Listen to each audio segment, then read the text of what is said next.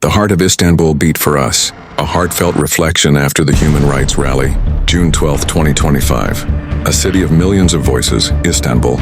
But on that day, one voice rose above all. Loud, steady, true.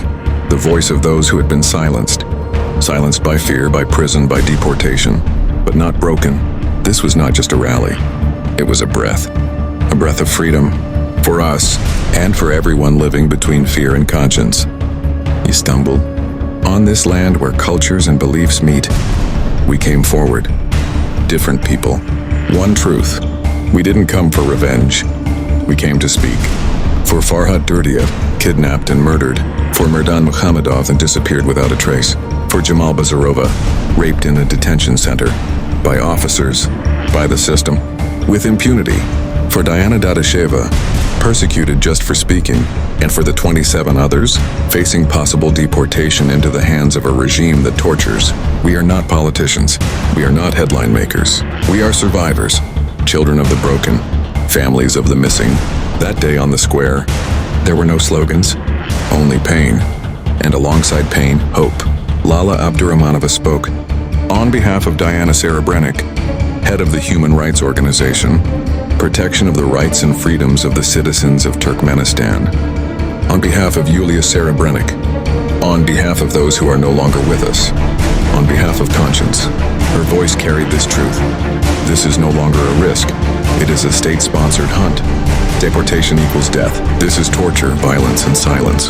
But we will be silent no more. We stood together with Turkish MP Adem Çelik, Turkish lawyers, journalists, human rights defenders, and activists like Zoya Ozkan, Zarina Akhtemova, Diana, and many others.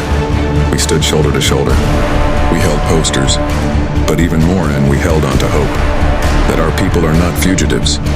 That truth is not a crime. That having a voice is a right, not a threat. That's why we demanded. Stop deportations. Recognize political persecution. Launch an international investigation. Hold accountable those who gave orders to torture, rape, and kill.